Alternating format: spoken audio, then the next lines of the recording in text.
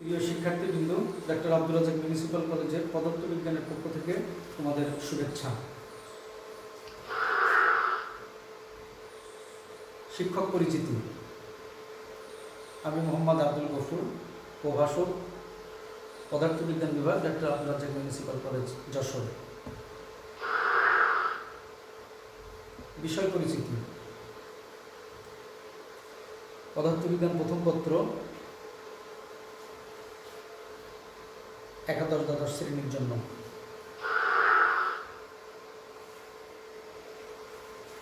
পাঠ পরিচিতি। পদার্থবিজ্ঞান প্রথম পত্র, ষষ্ঠ অধ্যায়, মহাকর্ষ ও অভিকর্ষ। সুপ্রিয় শিক্ষার্থীবৃন্দ, আমরা স্ক্রিনে দেখানো চিত্রগুলো মনোযোগ সহকারে একটু লক্ষ্য করি।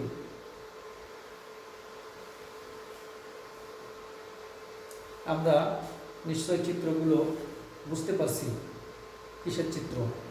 হ্যাঁ, কৃত্রিম উপগ্রহ। প্রিয় শিক্ষার্থীবৃন্দ, আমরা ভিডিওটি একটু লক্ষ্য করি।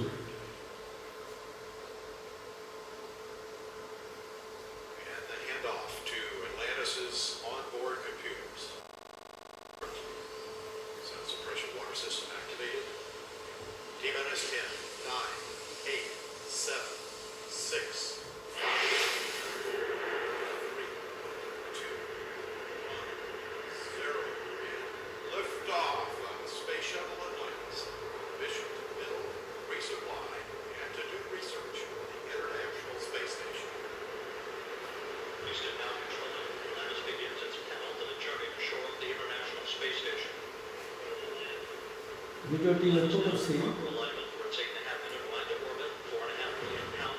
কিভাবে একটি আজকের আলোচনা শেষে যে বিষয়গুলো আমরা বুঝতে সক্ষম হব। মহাকর্ষ সূত্রের ব্যবহার বর্ণনা করতে পারব, কৃত্রিম উপগ্রহের বেগ নির্ণয় করতে পারব, কৃত্রিম উপগ্রহের আবর্তন কাল নির্ণয় করতে পারব, কৃত্রিম উপগ্রহের উচ্চতা নির্ণয় করতে পারব, কৃত্রিম উপগ্রহ সংক্রান্ত গাণিতিক সমস্যার সমাধান করতে সক্ষম হব। শিক্ষার্থীবৃন্দ, মহাকর্ষ সূত্রের ব্যবহার আমরা একটু খেয়াল করি। নিউটনের মহাকর্ষ সূত্র ব্যবহার করে কোন স্থানের অভিকর্ষ ত্বরণ নির্ণয় করা যায়। পৃথিবীর ভর,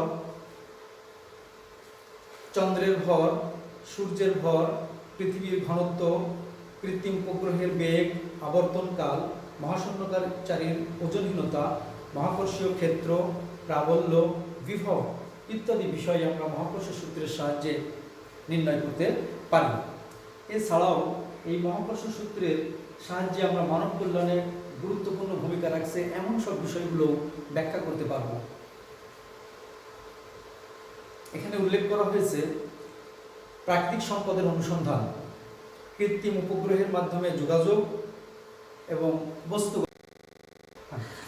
প্রাকৃতিক সম্পদের অনুসন্ধান বলতে আমরা বুঝি পৃথিবীর অভ্যন্তরে লুকায়িত তেল, গ্যাস, কয়লা, পেট্রোলিয়াম, খনিজ ইত্যাদি পদার্থ আহরণকে। পৃথিবীর গড় ঘনত্ব 5.5 × 10³ কেজি/মিটার কিউব।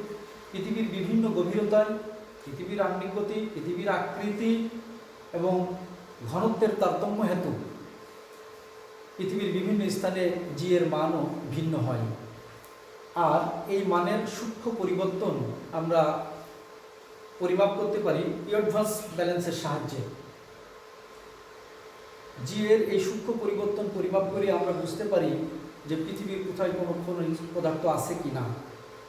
যদি কোনো স্থানে জি এর মান নির্ণয় করে পৃথিবীর গড় ঘনত্ব অপেক্ষা ঘনত্ব বেশি পাওয়া যায়, তাহলে সেখানে বুঝতে হবে যে খনিজ সম্পদ আছে। কৃত্রিম উপগ্রহের মাধ্যমে আমরা কিভাবে যোগাযোগ রক্ষা করি। প্রিয় শিক্ষার্থী, আমরা সবাই এই সম্পর্কে যথেষ্ট জ্ঞাত আছি। পৃথিবীর বিভিন্ন দেশে অনুষ্ঠিত cricket, football, hockey, badminton, golf ইত্যাদি খেলা আমরা দেখতে পারি ঘরে বসেই। পৃথিবীর বিভিন্ন দেশে যেমন সৌদি আরব, কুয়েত, আরব আমিরাত, England, America, Australia, Singapore, France, Germany, Malaysia ইত্যাদি বিভিন্ন দেশে আমরা টেলিফোনে কথা বলে থাকি। এইগুলো সম্ভব হয়েছে কৃত্রিম উপগ্রহের কারণে। এছাড়া ইমেইল, ফ্যাক্স পাঠাতে, কোনো ওয়েবসাইটে ব্রাউজ করতে কৃত্রিম উপগ্রহ গুরুত্বপূর্ণ ভূমিকা পালন করে। দেশ বিদেশের সাথে আমাদের যোগাযোগকে সম্ভব ও সহজ করেছে। আমাদের দেশে যেসব প্রাইভেট টেলিভিশন চ্যানেল রয়েছে এরা কৃত্রিম উপগ্রহের মাধ্যমে অনুষ্ঠান সম্প্রচার করে থাকে। এদেরকে আমরা স্যাটেলাইট টিভি চ্যানেলও বলে থাকি। বস্তু গবেষণার ক্ষেত্রেও মহাকর্ষ সূত্র যথেষ্ট গুরুত্বপূর্ণ ভূমিকা পালন করে। পৃথিবীর বিভিন্ন বস্তু ও প্রাকৃতিক ঘটনা, মহাকাশের বিভিন্ন ঘটনা ও বস্তু সম্পর্কে উপগ্রহ উপাত্ত তথ্য সংগ্রহ করে প্রেরণ করে। ফলে গবেষকগণ সেই তথ্য উপাত্ত নিয়ে গবেষণা করেন। মাটি, পানি, বায়ু দূষণ নির্ণয় সহ ফসলের রোগবালাই সম্পর্কে তথ্য ও চিত্র ছাড়াও অজানা তথ্য জ্যোতির্বিজ্ঞানীদের গবেষণা কর্মকে সহায়তা এবং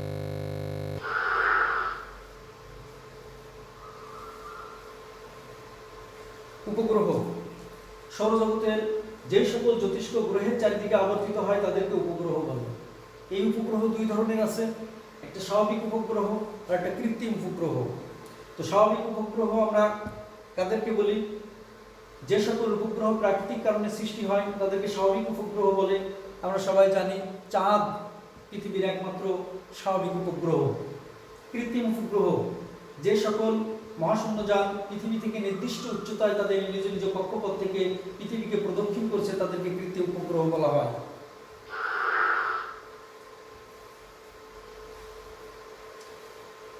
কৃত্রিম উপগ্রহের ভিতরে অন্যতম ভূস্থির উপগ্রহ। কোন কৃত্রিম উপগ্রহের আবর্তনকাল নিজ অক্ষের চারিদিকে ঘূর্ণায়মান পৃথিবীর আবর্তনকালের সমান হলে পৃথিবীর সাপেক্ষে এটি স্থির থাকবে। এই ধরনের উপগ্রহকে আমরা ভূস্থির উপগ্রহ বলে থাকি। এছাড়া আরেক ধরনের উপগ্রহ আছে মেরু বা পোলার উপগ্রহ। যে সকল কৃত্রিম উপগ্রহ নিরীক্ষীয় মধ্যতলের পরিবর্তে মেরু মধ্যতলে ভূপৃষ্ঠ থেকে 500 থেকে 800 কিলোমিটার উপরে পৃথিবীকে প্রদক্ষিণ করে সেই সকল উপগ্রহকে মেরু বা পোলার উপগ্রহ। প্রিয় শিক্ষার্থীবৃন্দ, আমরা ভূস্থির উপগ্রহ এবং পোলার উপগ্রহ সম্পর্কে আরেকটু বিস্তারিত জানার জন্য বোর্ডের দিকে লক্ষ্য করি। এখানে আমরা দেখতে পাচ্ছি যে পৃথিবীকে আবর্তন করছে ভূস্থির উপগ্রহের কক্ষপথটা আমরা দেখাচ্ছি।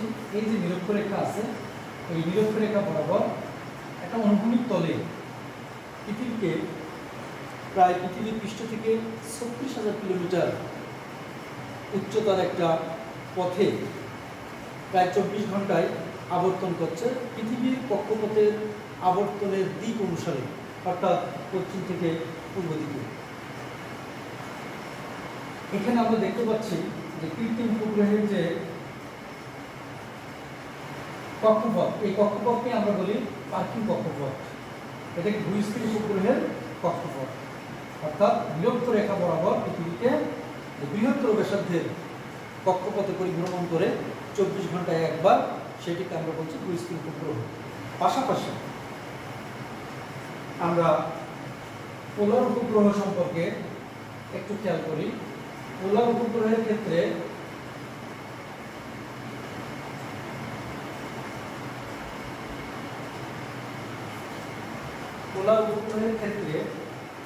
কক্ষপথ হবে এরকম।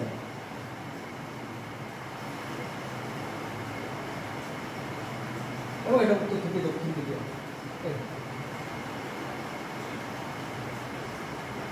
এটি পোলার উপগ্রহের কক্ষপথ।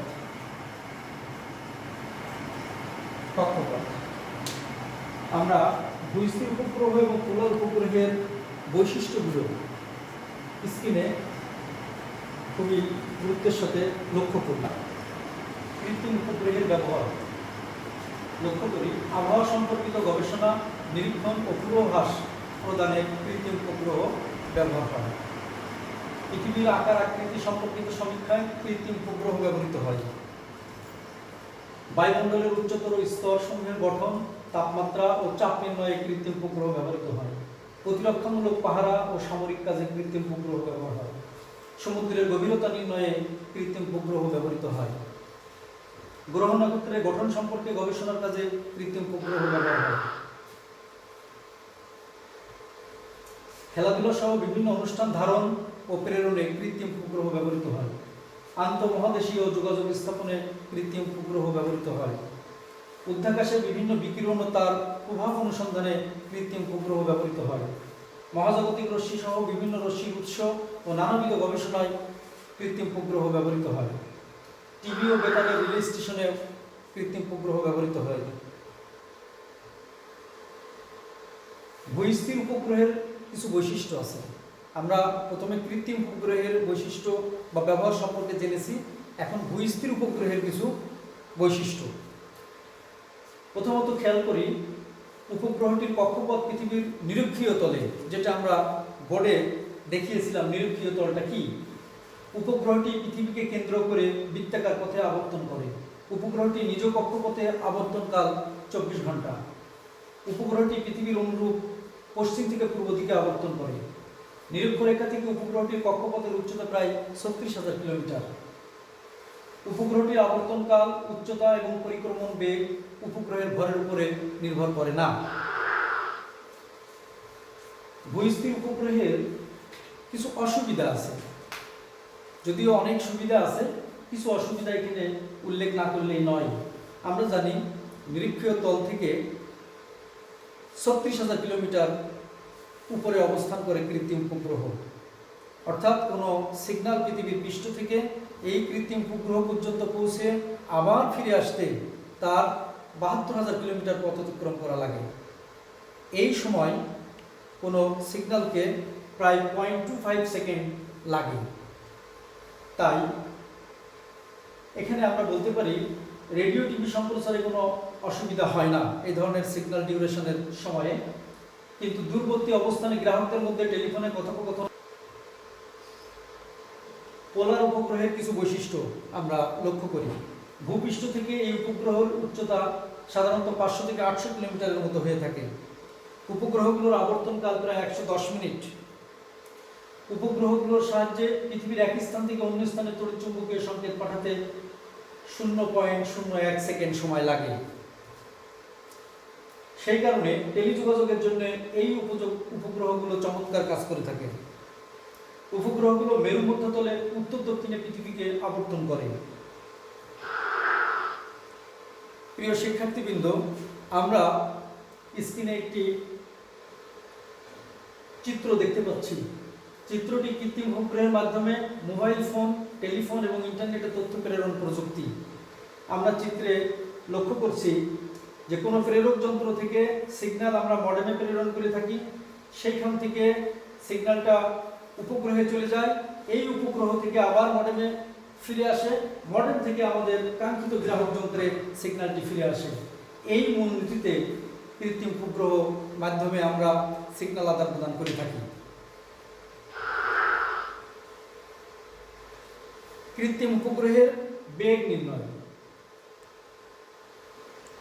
কৃত্রিম উপগ্রহের ভর স্মল এম, পৃথিবীর ভর ক্যাপিটাল এম, পৃথিবীর ব্যাসার্ধ ক্যাপিটাল আর এবং পৃথিবীর পৃষ্ঠ থেকে উপগ্রহের উচ্চতা যদি স্মল এইচ হয়, সেই ক্ষেত্রে পৃথিবীর চারিদিকে এই কৃত্রিম উপগ্রহের আবর্তন বেগ, যেটা ভি সমান সমান whole root GM by R plus H, ওটাকে আমরা কনভার্ট করে লিখতে পারি ভি সমান সমান whole root G R square by R plus H. শিক্ষার্থীবৃন্দ, আমরা এই সূত্র ব্যবহার করে উপগ্রহের বেগ নির্ণয় করতে পারি। আমরা একটি উদাহরণ লক্ষ্য করি। পৃথিবীর পৃষ্ঠ থেকে 500 কিলোমিটার ঊর্ধ্বে একটি কৃত্রিম উপগ্রহ পৃথিবীকে প্রদক্ষিণ করছে। উপগ্রহটির অনুভূমিক বেগ বের করতে হবে, যেখানে পৃথিবীর ব্যাসার্ধ আর সমান দেওয়া রয়েছে 6200 কিলোমিটার এবং এর পৃষ্ঠের অভিকর্ষ ত্বরণ জি সমান সমান 9.8 মিটার পার সেকেন্ড স্কয়ার দেওয়া আছে।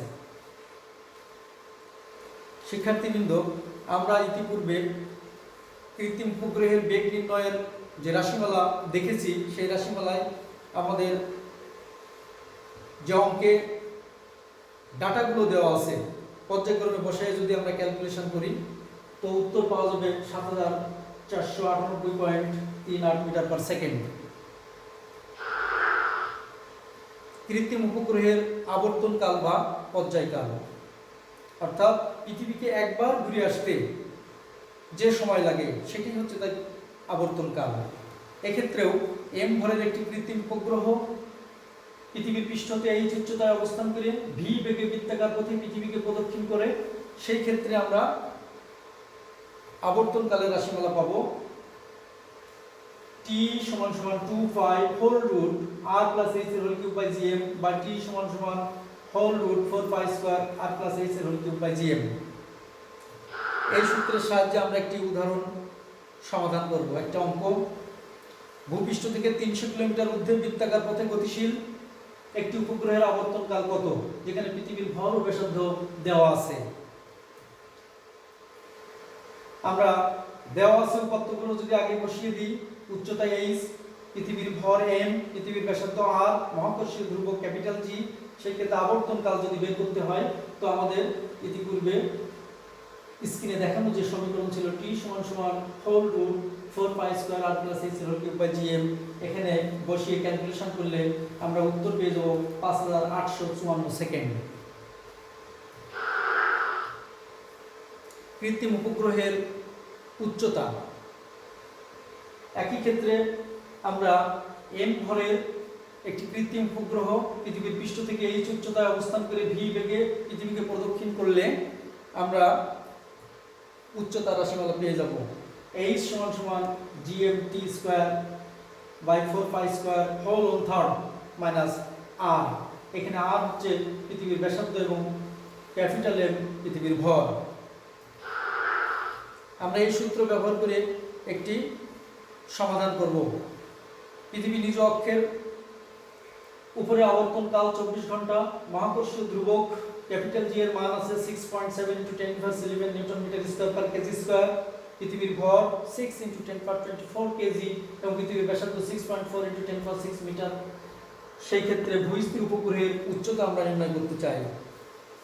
এখানে আগে দেওয়া আছে জিনিসগুলো, বাম পাশে আমরা লিপিবদ্ধ করি। আবর্তনকাল t সমান 24 ঘন্টা, পৃথিবীর ভর m সমান 6 × 10^24 কেজি, পৃথিবীর ব্যাসার্ধ r সমান 6.4 × 10^6 মিটার, মহাকর্ষীয় ধ্রুবক দেওয়া আছে 6.7 × 10^11 newton metre square per KG square. উপগ্রহের উচ্চতা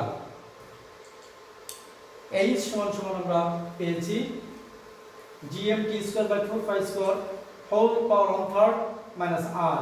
এখানে রাশিগুলোর মান বসিয়ে ক্যালকুলেশন করলে আমরা উত্তর পেয়ে যাব 6.3 ভুল হয়েছে 3.6 × 10^4 কিলোমিটার।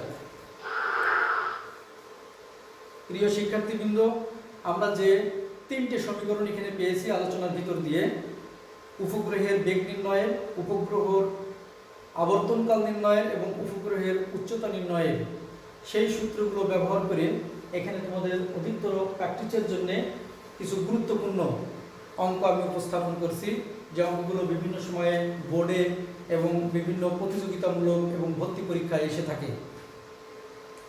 এগুলো গুরুত্বের সাথে বাসায় প্র্যাকটিস করলে খুবই সুফল পাবে। আরও এক সেট কোশ্চেন এখানে দেওয়া আছে, অর্থাৎ 8টা অনুশীলনের জন্য 8টি সমস্যা এখানে উপস্থাপন করা হয়েছে।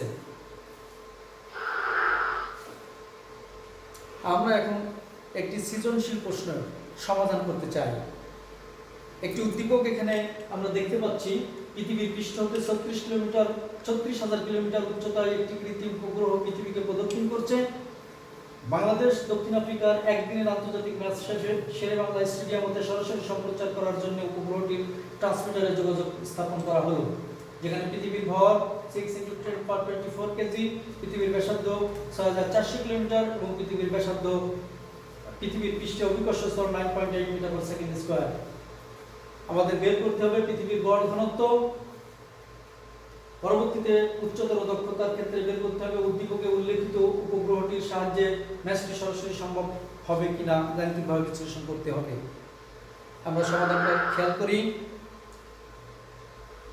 প্রয়োগমূলক, অর্থাৎ 1 নম্বর প্রশ্নের যেটা সমাধান দেওয়া আছে, উপাত্তগুলো আমরা লিখে ফেলি এবং ঘনত্ব নির্ণয়ের যে সমীকরণ ইতিপূর্বে আমাদের জানা আছে রো সমান সমান 3g/4 পাই ক্যাপিটাল জি ক্যাপিটাল আর। মানগুলো বসাই দিলে আমরা ঘনত্ব পেয়ে যাব 5.478 × 10⁻³ kg/m³।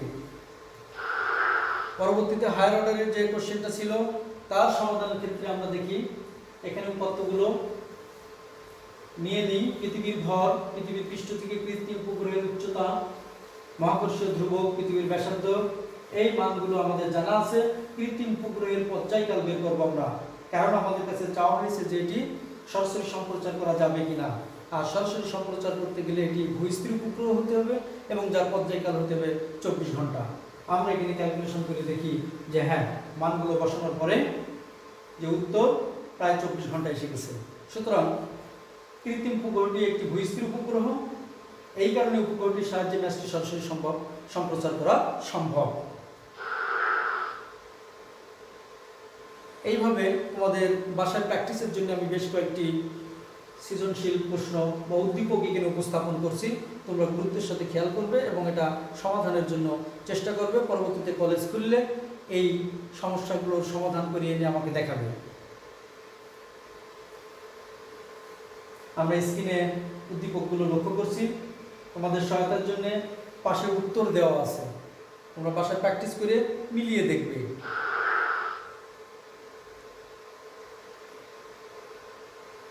এখানেও আমরা আরেকটা সৃজনশীল প্রশ্ন দেখতে পাচ্ছি, যেটা অনুশীলনের জন্য তোমাদেরকে দেওয়া হলো।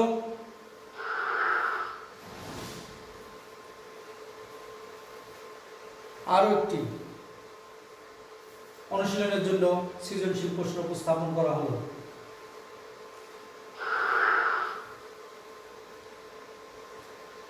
বহু নির্বাচনী এবং সমাধানকৃত।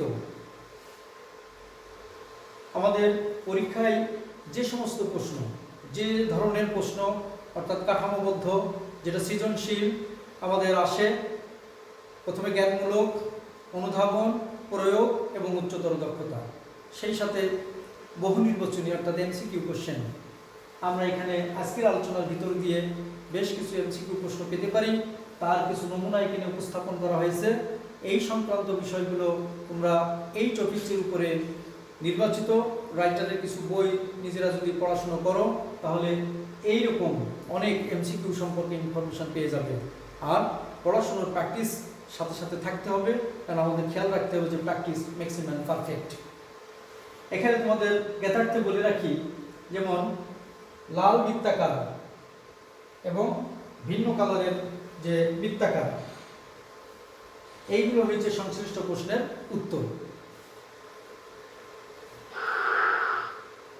প্রিয় শিক্ষার্থী, আমরা আজকে আলোচনার ভিতর দিয়ে কিছু জ্ঞানমূলক প্রশ্ন পেয়েছি, যেগুলো তোমাদের জানা উচিত এবং জেনে রাখবে, উপকার হবে। স্বাভাবিক উপগ্রহ, কৃত্রিম উপগ্রহ, পোলার উপগ্রহ, ভূস্থির উপগ্রহ এবং পার্কিং কক্ষপথ, এই সম্পর্কে তোমাদের জ্ঞানমূলক ধারণা। আমরা কিছু অনুধাবনমূলক কোশ্চেন আজকে আলোচনার ভিতর থেকে বের করে নিয়ে আসতে পারি। কৃত্রিম উপগ্রহ ও ভূস্থির উপগ্রহের মধ্যে পার্থক্য। ভূপৃষ্ঠে আছড়ে পড়ে, তবে কৃত্রিম উপগ্রহ আছড়ে পড়ে না কেন? পরবর্তী প্রশ্ন, কৃত্রিম উপগ্রহের কক্ষপথে চলার জন্য কোনো জ্বালানি লাগে না কেন? ভূপৃষ্ঠের খুব নিকটে আবর্তনরত উপগ্রহ সম্পর্কে তোমার মতামত ব্যাখ্যা করো।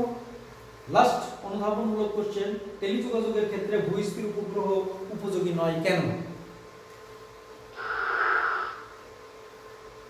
প্রিয় শিক্ষার্থী বৃন্দ, আমাদের আজকের আলোচনার ভিতর দিয়ে যে সমস্ত রাইটারের বই থেকে সহযোগিতা নেওয়া হয়েছে সেগুলো এখানে উল্লেখ করা হলো। পদার্থবিজ্ঞান প্রথম পত্র একাদশ দ্বাদশ শ্রেণীর জন্য এটা 6 জন রাইটার লিখেছেন বইটি। রাইটারের নামগুলো স্ক্রিনে দেওয়া হয়েছে, তোমরা একটু খেয়াল করো। আরও আরেকটি বই পদার্থবিজ্ঞান প্রথম পত্র একাদশ দ্বাদশ শ্রেণীর জন্য 2 জন রাইটার লিখেছেন, নামগুলো একে একে উপস্থাপন করা হচ্ছে স্ক্রিনে, তোমরা দেখে নিও। পদার্থবিজ্ঞান প্রথম পত্র একাদশ দ্বাদশ শ্রেণীর জন্য বইটি 3 জন রাইটার লিখেছেন, তাদের নাম এখানে উপস্থাপন করা হয়েছে। পরবর্তীতে একই বই 3 জন রাইটার লিখেছেন, তাদের নাম এখানে উপস্থাপন করা হয়েছে পর্যায়ক্রমে, তোমরা জেনে নিও। আমাদের পরবর্তী ক্লাস পদার্থবিজ্ঞান প্রথম পত্র ষষ্ঠ অধ্যায় মহাকর্ষ ও অভিকর্ষের উপরেই, কিন্তু বিষয়টি হবে অভিকর্ষ ত্বরণের পরিবর্তন। শিক্ষার্থীবৃন্দ, দীর্ঘ সময় ধরে তোমরা এই ক্লাসে সময় দিয়ে অনুধাবন করেছো, তোমাদেরকে আন্তরিকভাবে আমি ধন্যবাদ জানাচ্ছি। আর সেই সাথে এই করোনা পরিস্থিতির কারণে তোমরা সবাই ঘরবন্দি, সেই ক্ষেত্রে আমার এই ক্লাস যদি তোমাদের সামান্যতম উপকার করে তাহলে আমি নিজেকে ধন্য মনে করব। তোমরা সবাই ভালো থাকবে, পড়াশোনা করবে, নিজের কাজকর্মে খেয়াল রাখবে, শরীর সুস্থ রাখবে এবং ঘরের ভিতরে থাকবে। তোমরা বাইরে অযথা ঘোরাফেরা করবে না। সবাইকে ধন্যবাদ।